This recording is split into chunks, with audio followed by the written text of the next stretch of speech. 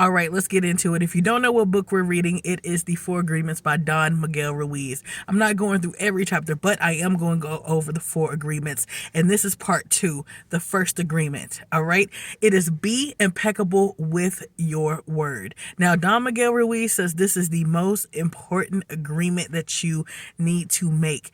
Be impeccable with your word. And this agreement is very simple to understand. Be impeccable with your word.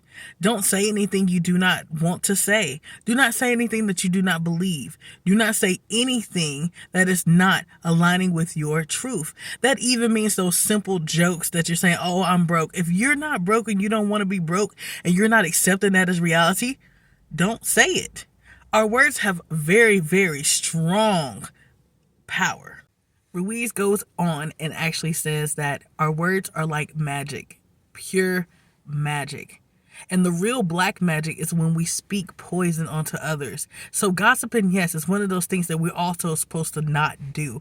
As we know from other things in life that tells us we're not supposed to do that. But we have to be very careful with what we even say to people.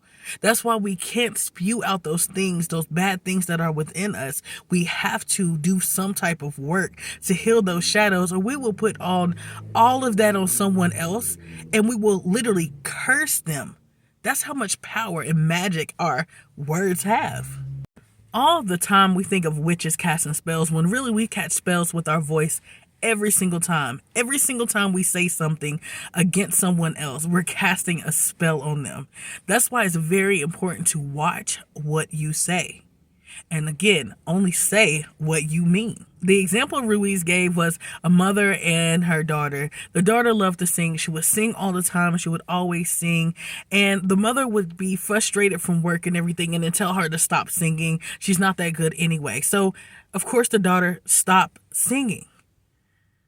And we don't realize how simple certain things or saying little things about people has changed their lives.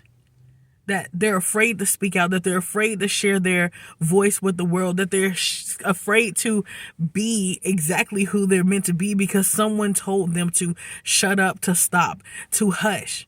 How many times have you done something very creative and people acted like it was not anything at all, and that dampened what you thought you could do in life? Not only is it important to be impeccable with our words to others, but it's very important to be impeccable with the words we tell to ourselves. Ruiz goes on to state that our mind is very fertile. It's much like the ground. When a farmer digs up the ground and makes the ground very fertile to plant his seeds, we have to be careful because our mind is that fertile ground. We have to be careful that we're not putting bad seeds in because anything you put in your mind will grow. So just like we have to watch what we say to someone else so we don't plant bad seeds in their mind, we have to watch what we say to ourselves so we don't plant bad seeds for ourselves. That's where self-doubt comes from. That's where that I can't come from. That's where all of those self-inhibiting ideas and the way of thinking come from. Is that we've planted those bad things in our mind, or we allow others to let those seeds that they plant in our mind fester and grow and water. No, we have to replace those bad seeds with 1 million or more good seeds of behavior, of positivity, of I can, I am, I will, I'm going forward. That was all for part 2, but thank you so much for tuning in. Next week, I'm going to be dropping part 3, which is the second agreement. Let's go. Let's get it. Thank you for hanging with your girl, Lady TKG, the not so cool kid. Have a great day, because after all, those are the only ones that are allowed. The abundance is real.